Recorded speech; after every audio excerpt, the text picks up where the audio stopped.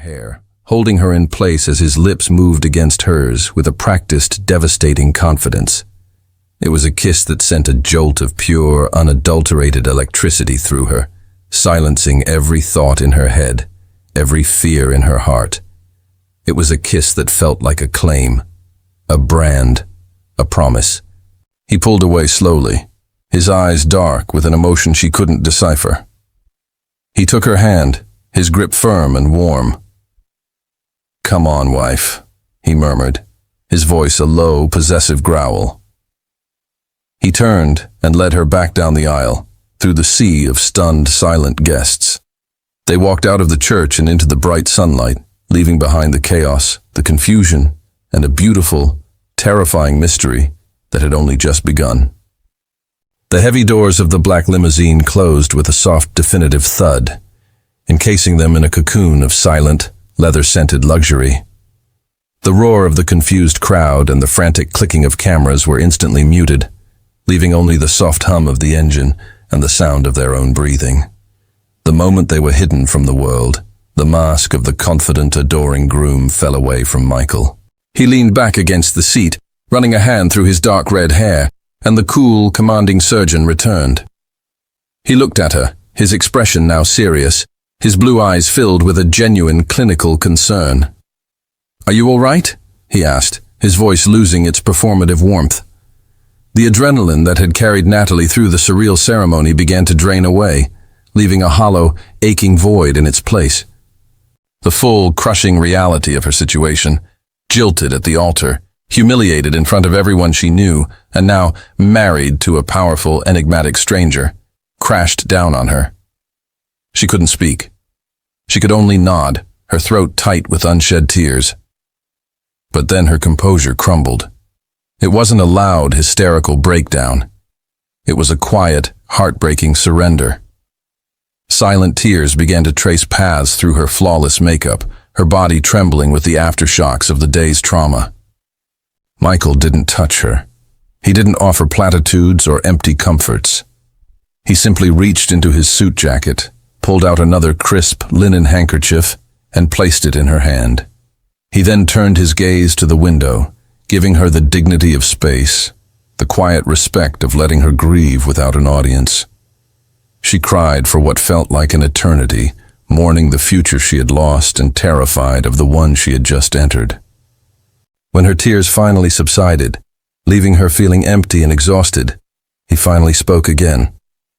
"I didn't do that just for you," he admitted, his voice calm and direct. He was all business now. "I had my own reasons." She looked at him, her eyes red-rimmed and questioning. "I, too, am in need of a wife," he explained, his tone matter-of-fact. "My family, and more importantly, the board of directors at the hospital where I am vying for the position of chief of surgery, have been pressuring me to settle down. They see marriage as a sign of stability, of maturity. A sudden whirlwind romance with a woman I rescued from public humiliation. It's the perfect narrative. It's unexpected, it's romantic, and it effectively silences all their concerns and ends my mother's relentless matchmaking." He turned to face her fully, his expression serious. "I am proposing a formal arrangement. We maintain this charade for 1 year. We present a united, convincing front to the world.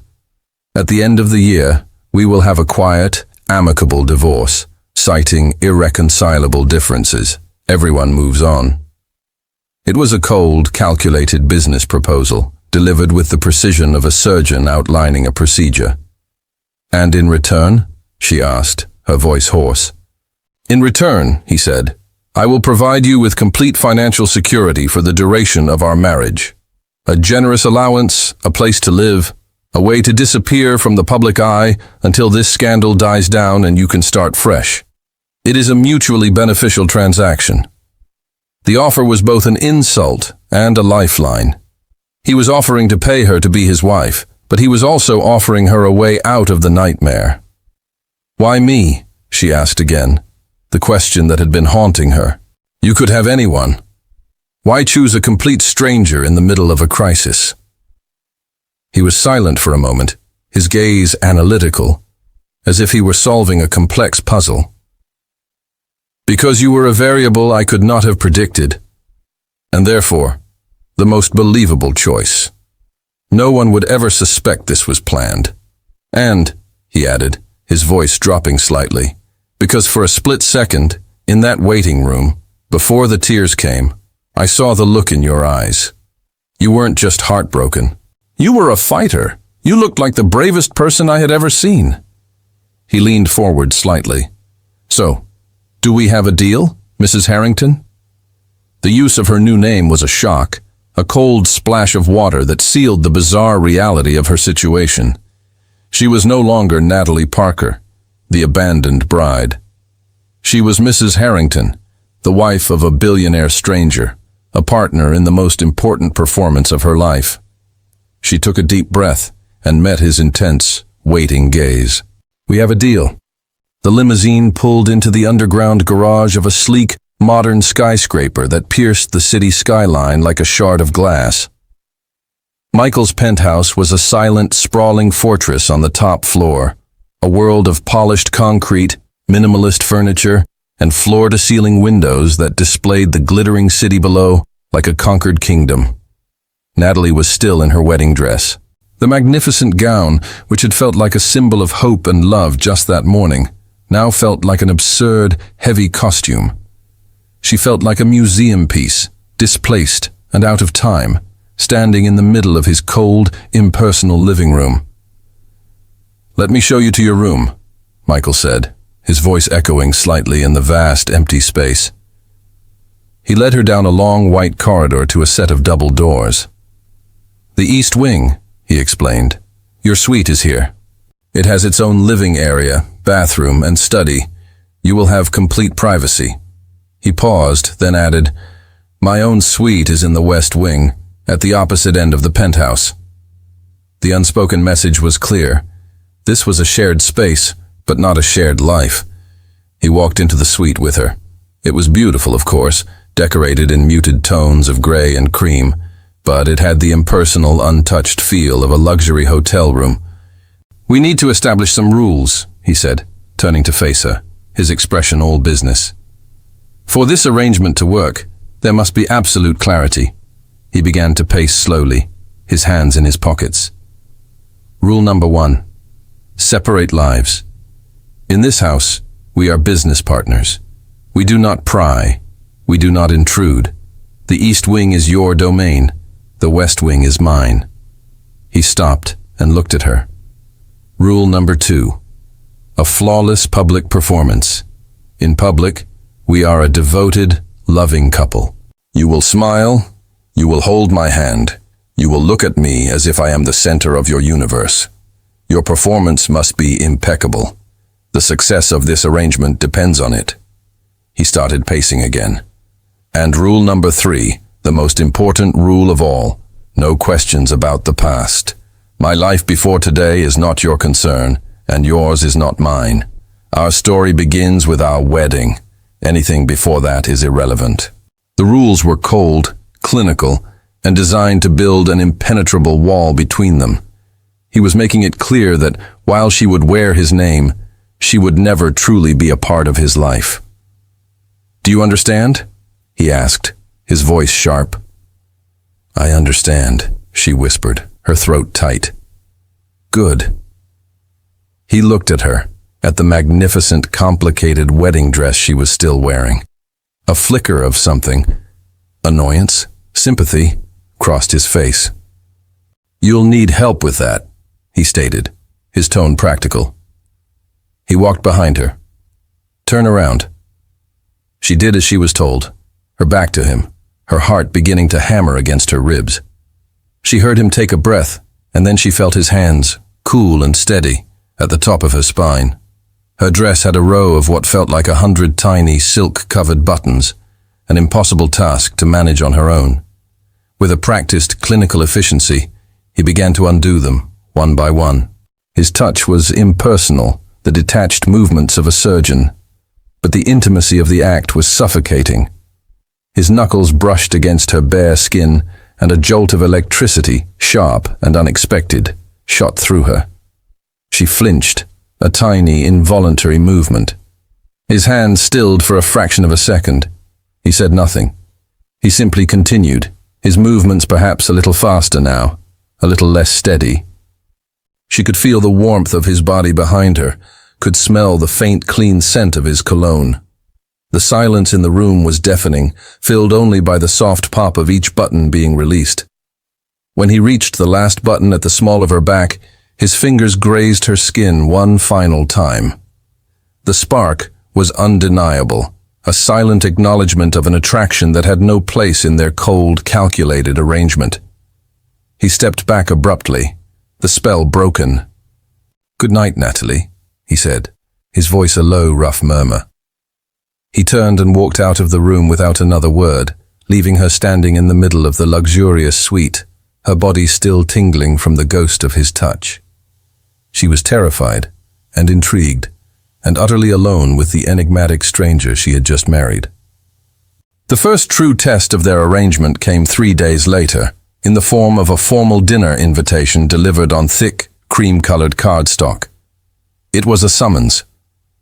Michael's mother, Eleanor Harrington, demanded an audience with her son and his bride. "My mother does not approve of surprises," Michael warned her as they prepared to leave that evening.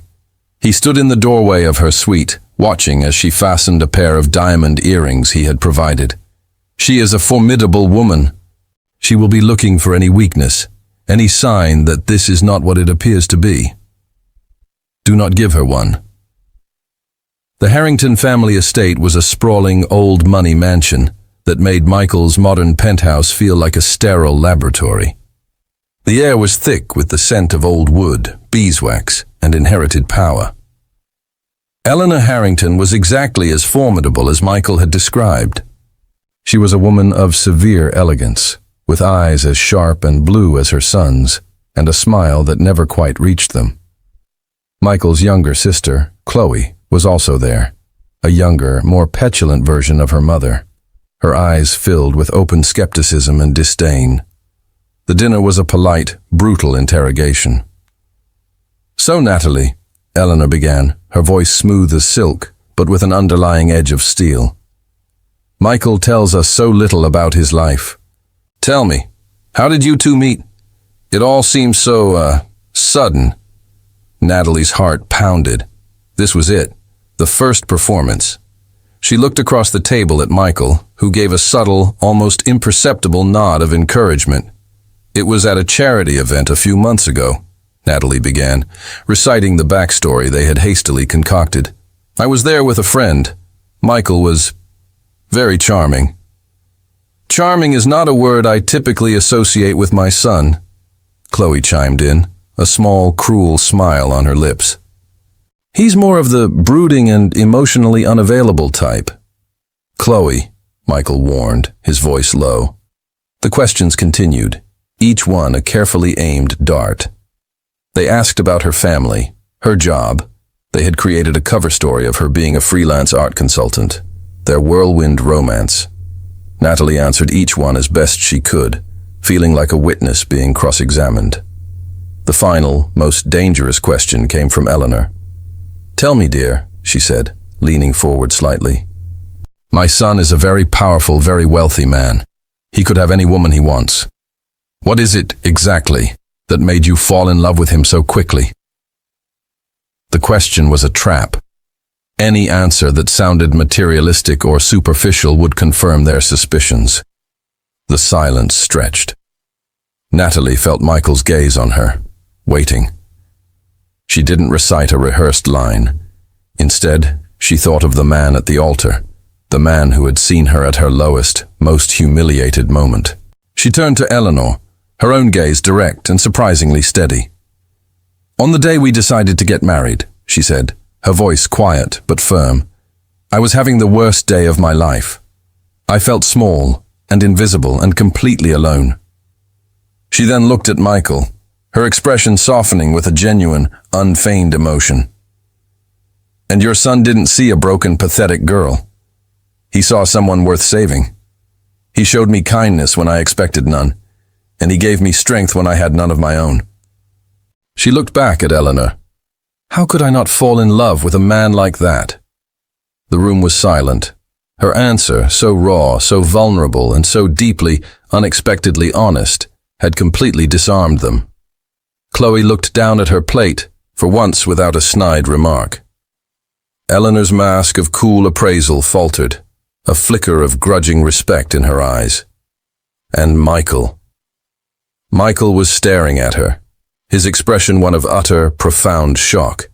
He had expected a performance, a well-delivered lie. He had not expected a truth that cut right to the heart of what had happened between them.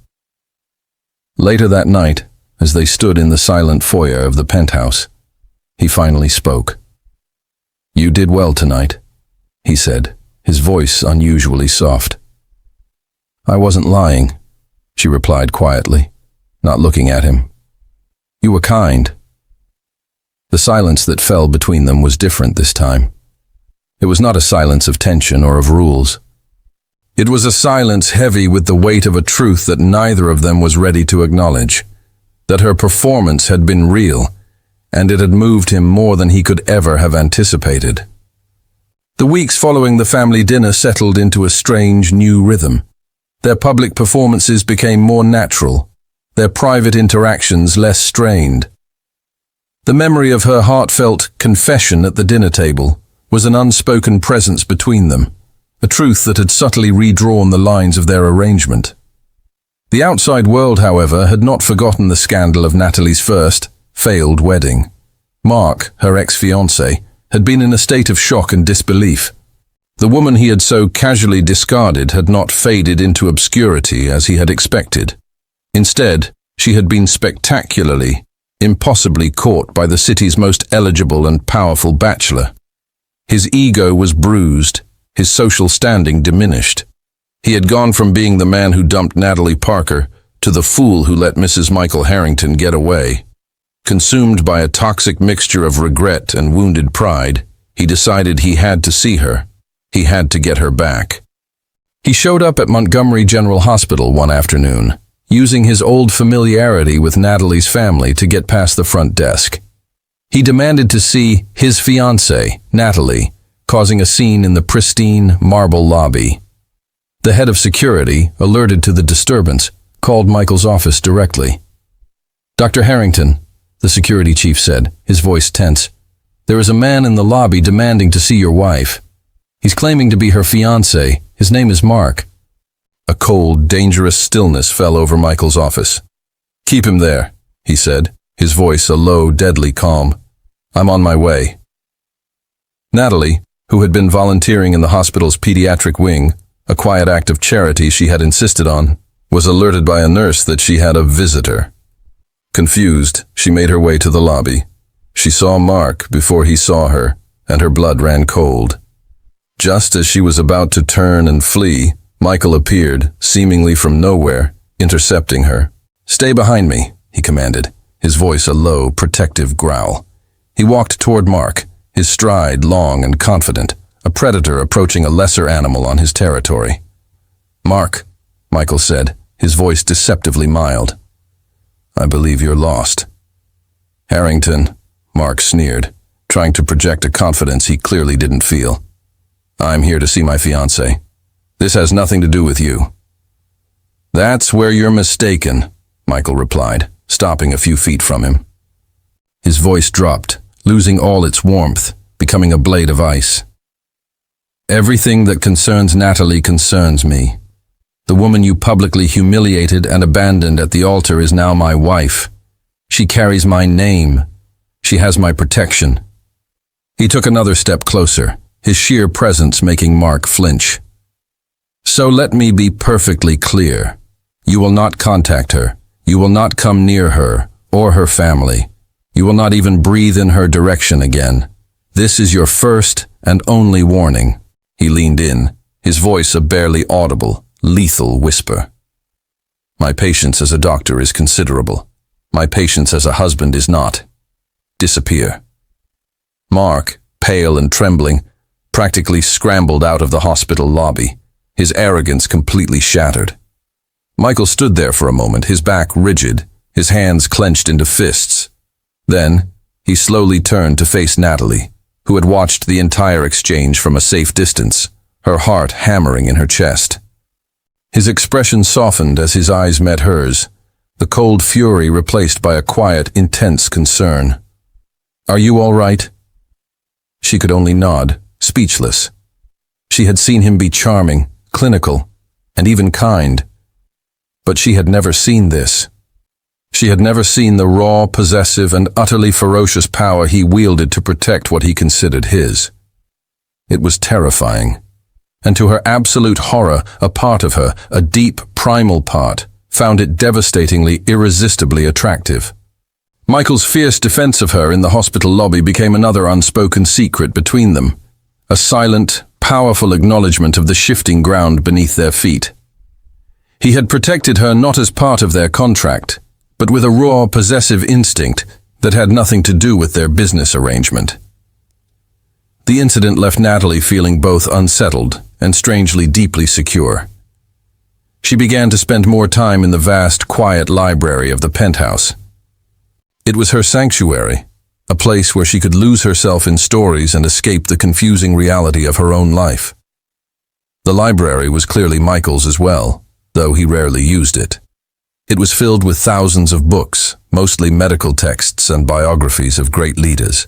But one section was different. It was a small, dusty shelf in the corner, filled with old high school and college yearbooks.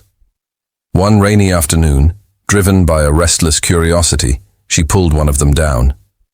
It was a leather-bound yearbook from Northgate Preparatory, a prestigious local high school, dated over a decade ago. She flipped through the pages, seeing the younger faces of the city's elite. And then she found him. A much younger Michael Harrington stared out from a group photo of the science club. His red hair was longer, his face thinner, but the intense, intelligent blue eyes were unmistakable. He looked serious, a little awkward, a world away from the powerful, confident man he was today. She smiled, a fond, private smile, and then her eyes drifted to the boy standing next to him. A boy with a wide, easy grin, his arm slung casually around Michael's shoulders. The name printed below the photo made her blood run cold. Leo Parker. The yearbook slipped from her numb fingers, clattering onto the polished floor. It couldn't be. Leo Parker was her older brother. Her brilliant, funny, beloved older brother, who had died in a car accident when she was just a girl, more than 10 years ago. An accident her family never, ever spoke about in detail. The grief, a silent, gaping wound that had never truly healed. Her hands trembled as she picked up the book again, staring at the photo. Michael and Leo, standing side by side, grinning, the very picture of teenage friendship. Her mind raced, a chaotic storm of questions. Michael had known her brother. He had never said a word. He had seen her at the wedding, heard her name, Natalie Parker, and had shown no sign of recognition. Rule number 3.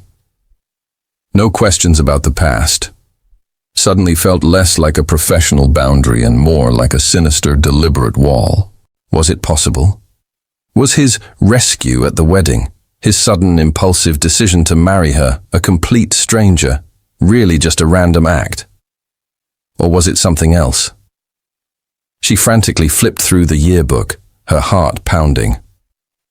She found another photo, this one a candid shot of the debate team. Michael and Leo were there again, laughing, heads close together as if sharing a secret. And in the background, almost out of focus, was a younger girl with long blonde hair, watching them with a look of adoration. A much younger Natalie Parker, who used to tag along with her big brother everywhere. He had known who she was, the whole time. The realization hit her with the force of a physical blow. Their entire relationship, their chance encounter, their contract, all of it had been built on a foundation of lies, far deeper than she could have ever imagined. She stood there in the silent library, the open yearbook in her hands, the smiling face of her dead brother looking up at her. The man she was falling in love with, the man who had saved her, was inextricably linked to the greatest tragedy of her life. And he had never said a word. The silence of the library was a roaring in Natalie's ears. She stood frozen, the yearbook open in her hands, the smiling face of her brother a ghostly accusation.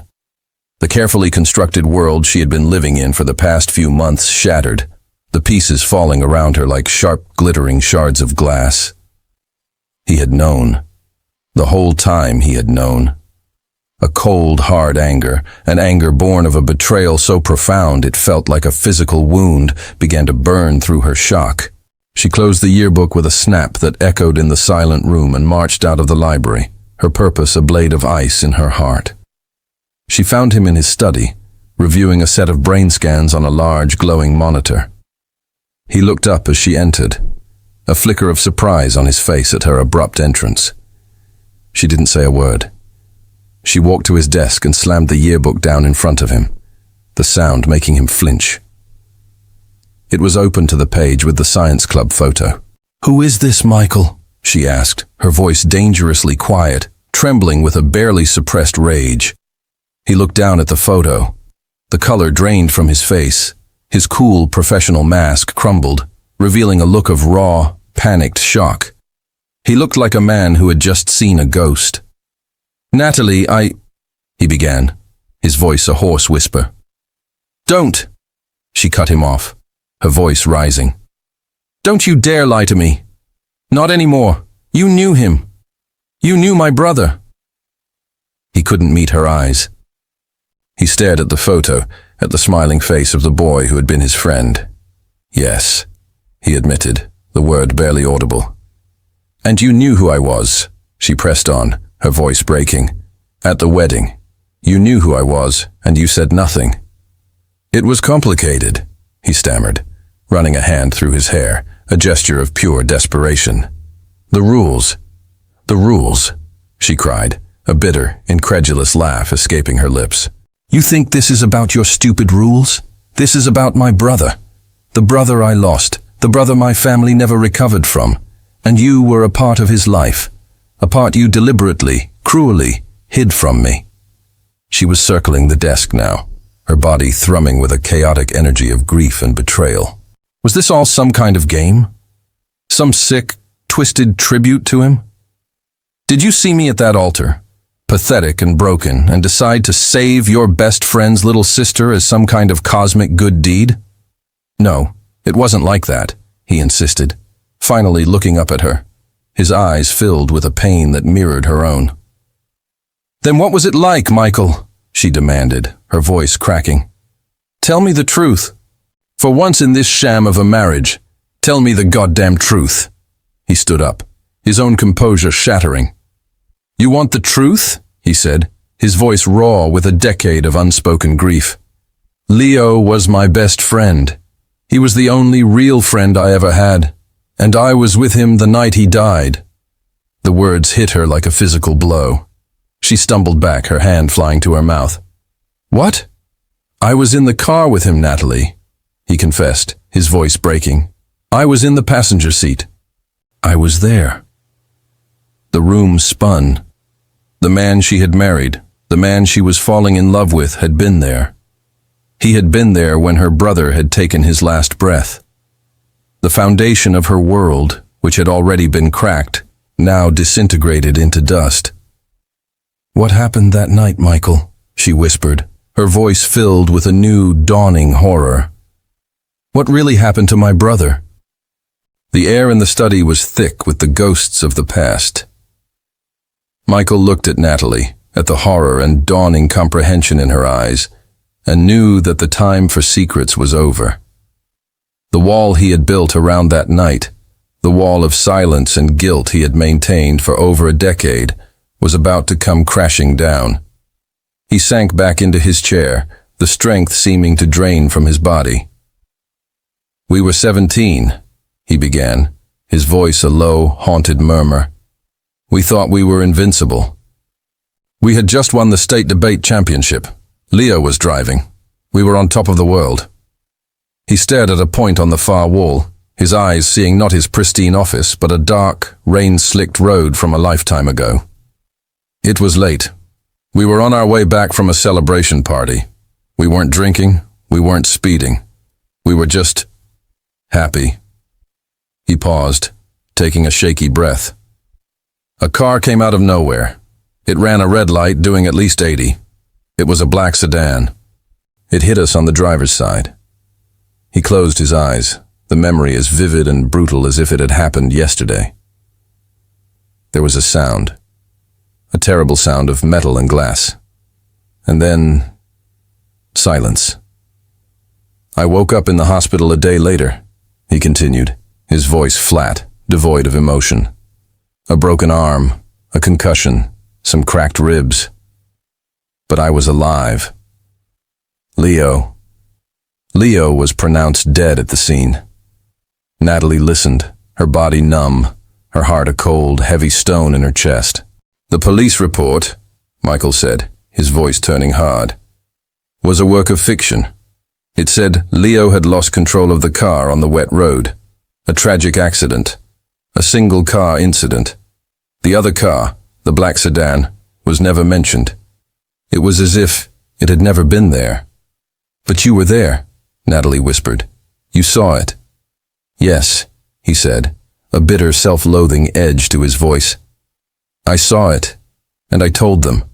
I told the police, I told my parents. I told anyone who would listen. But the man driving that other car was a ghost. He finally looked at her, his eyes filled with a decade of impotent rage. Except he wasn't a ghost. He was Judge Martin Wexler, a powerful, influential man with a long history of drunk driving offenses that had been quietly, repeatedly swept under the rug. And that night, he wasn't just drunk. He was fleeing the scene of another crime. His son, Michael said, the name like poison on his tongue, had been at the same party as us. He had gotten into a fight, and Wexler was called to come and get him before the police arrived. He was driving drunk, with his son in the car, when he ran that red light and killed my best friend. The name of the son. Natalie's mind reeled, a terrible, sickening premonition dawning. Who was his son, Michael? She asked, her voice trembling. Michael looked at her, his expression a mixture of pity and shared pain. His son was Mark, your ex-fiancé. The world stopped. Mark, the man who was supposed to be standing at that altar. His father had killed her brother. The entire story of her life was a web of lies, a tangled, interconnected tragedy. My family, my parents, she stammered. Did they know? No, Michael said gently. Wexler's influence was absolute. He and my father came to an agreement, a generous private settlement for my family to help with our grief, a promise that my confused, traumatized testimony would be disregarded. The official story was written, the case was closed, and the Parker family was told their son had died in a tragic accident. My father, to avoid a protracted, ugly war with a powerful man, agreed. He took the deal. He buried the truth to protect me, to protect our family's name. He stood up and walked to the window, his back to her. I became a doctor because of that night, he confessed, his voice thick with emotion. To save the lives I couldn't save, to atone for a truth I was forced to bury. I have lived with that guilt, that secret, every single day for 10 years. He turned to face her, his eyes shining with unshed tears. When I saw you at that altar, so beautiful and so broken, being humiliated by the son of the man who killed your brother, I couldn't let it happen. I couldn't let that family hurt your family again. It wasn't a plan. It wasn't a strategy. It was an instinct, a debt. A promise I made to Leo a long time ago, to always look out for his little sister. She finally understood. Everything. The marriage wasn't a whim. It was a penance. It wasn't a rescue. It was an act of protection, a desperate, decade-late attempt to right an unforgivable wrong. She was in love with a man whose entire life had been shaped by the same tragedy that had shattered her own.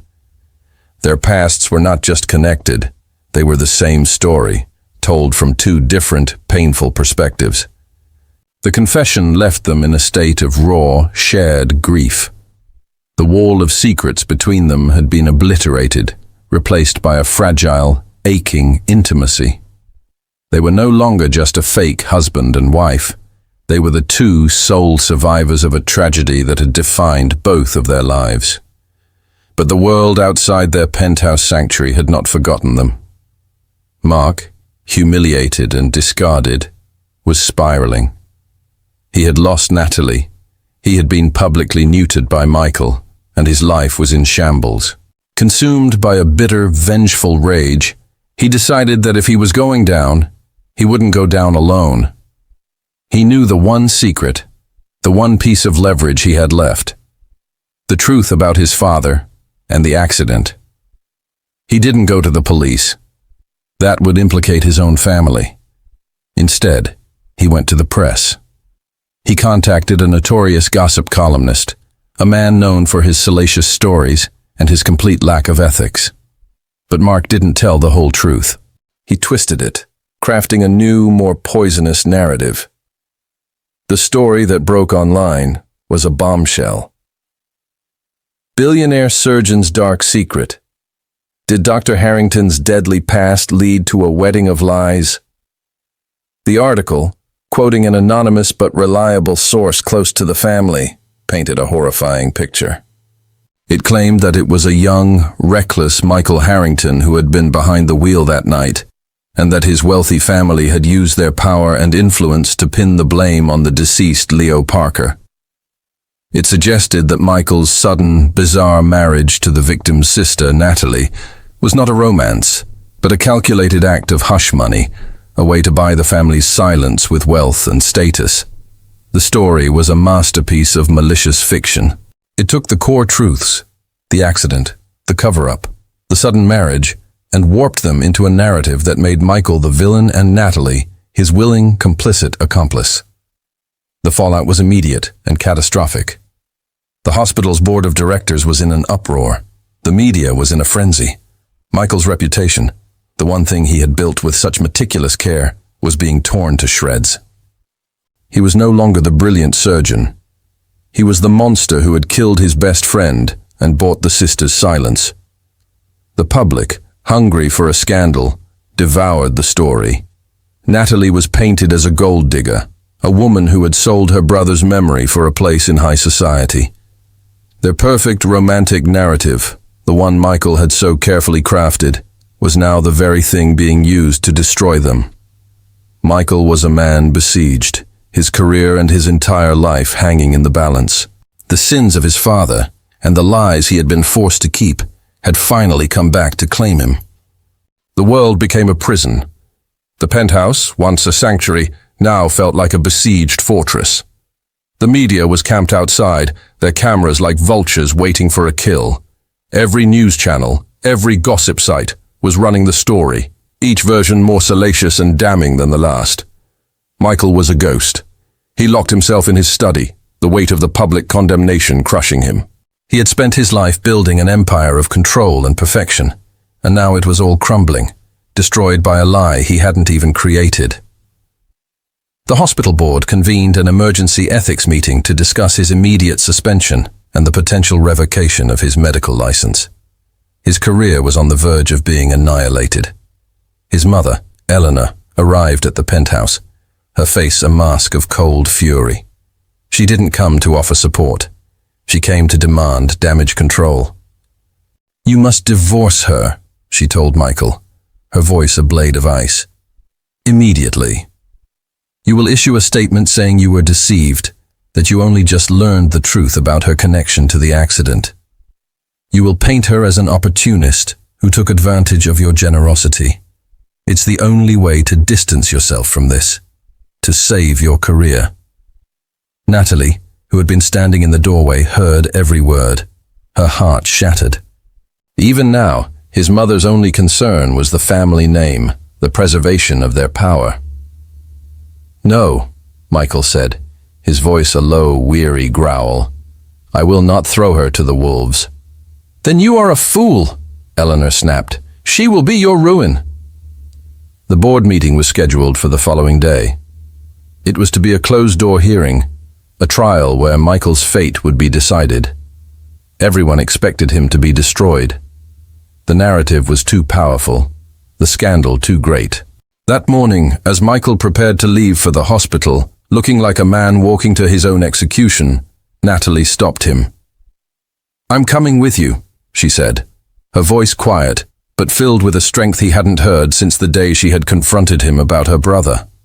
"No, Natalie," he said, his voice full of a gentle, protective pain. "You don't need to be a part of this. I won't let them tear you apart." "You don't have a choice," she replied, her green eyes blazing with a fierce, unwavering fire. "You made a vow to be my protector. Now it's my turn to be yours." She walked into the boardroom at his side, her head held high. The room was filled with a dozen stern-faced, judgmental board members. The air was thick with condemnation. The chairman began the proceedings, his voice grave. "Dr. Harrington, we are here to discuss the serious allegations that have been made against you." "Before you begin," Natalie interrupted, her voice clear and steady, commanding the attention of the entire room. "There is something you all need to hear." They all turned to look at her, surprised by her audacity. "My name is Natalie Parker," she began. "And yes, Leo Parker was my brother." She took a deep breath, her gaze sweeping across the faces of the powerful men and women who were about to destroy the man she loved. "The story you have read is a lie," she said, "but it is wrapped around a terrible truth, a truth that has been buried for over a decade." And then, with a courage she didn't know she possessed, she told them everything. She told them about the real driver of the car that night, Judge Wexler. She told them about his son, Mark, her ex-fiancé. She told them about the cover-up, the deal her family had been forced to accept, the way the system had failed her brother. And then she told them about Michael. She told them about his guilt, his penance, his decade-long quest to honor his friend's memory. She told them how he had seen her at the altar, broken and humiliated by the son of the man who had killed her brother, and how he had stepped in, not as part of a conspiracy, but as an act of profound, desperate protection. "You have accused this man of buying my silence," she said, her voice ringing with a powerful, emotional truth. "You are wrong. He gave me back my voice. He gave my brother the justice he was denied. The man you see as a monster is the most honorable man I have ever known." She finished, her body trembling, her heart pounding. She had laid her family's deepest, most painful secrets bare to save him. She had chosen him, publicly, completely, and unconditionally.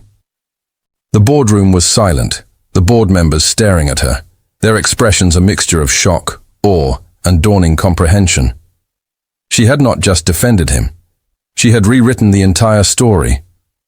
Natalie's testimony was a bombshell that obliterated the false narrative Mark had created. In the weeks that followed, the truth, now officially sanctioned by her public statement, came out. An internal investigation, spurred by the board, quietly confirmed the details of the cover-up. Judge Wexler, facing imminent disgrace, took an early retirement and disappeared from public life. Mark and his family were ruined, their names synonymous with a scandal they could never escape. Michael's name was cleared. The board issued a public statement of their unwavering support for him, and he was unanimously voted in as the new chief of surgery. He was more powerful, more respected than ever before. He and Natalie became the city's most enigmatic and beloved couple, their story a modern-day fairy tale of tragedy, loyalty, and love. They had faced the storm together and had emerged stronger and more united than ever. Then, 3 months after the board meeting, on the 1-year anniversary of their bizarre wedding, Michael came home and placed a slim, leather-bound folder on the table. Natalie's heart skipped a beat. It was a divorce decree. "Our year is up," he said, his voice quiet, his expression unreadable. "Our agreement is fulfilled. You are free, Natalie." She stared at the papers, a cold knot of fear tightening in her stomach.